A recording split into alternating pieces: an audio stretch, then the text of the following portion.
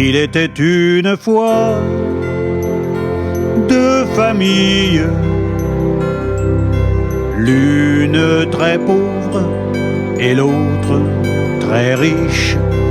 Il était une fois un gars, une fille. Elle s'appelait Elsa, il s'appelait Ulrich. Tous deux se donnaient rendez-vous sous un arbre, et ce chêne centenaire est resté de marbre. Ça se passait en 1900 en Autriche. Elle s'appelait Elsa, il s'appelait Ulrich. Les parents du garçon d'une chose étaient sûrs, ils ne voulaient pas d'Elsa dans la famille.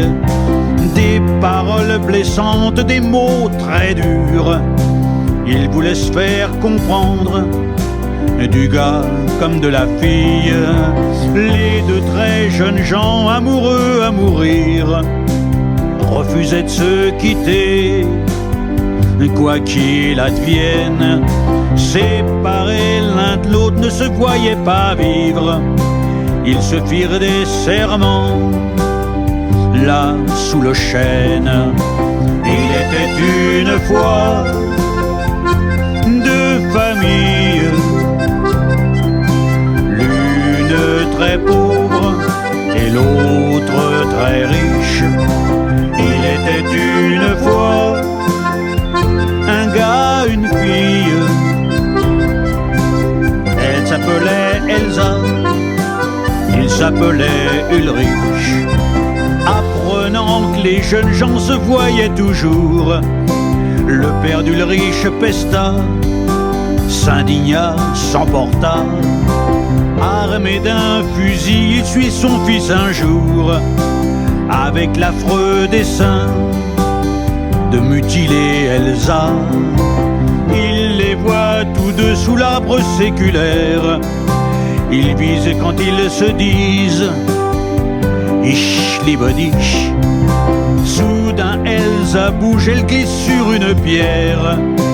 La balle va se ficher dans la poitrine d'Ulrich. Le père ne s'est jamais pardonné son geste. Il a creusé deux trous au pied du chêne, au pied du tronc.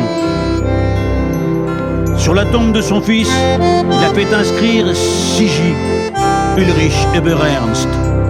Quant à Elsa qui s'est suicidée, sa stèle ne porta jamais de nom. Il était une fois deux familles, l'une très pauvre et l'autre très riche.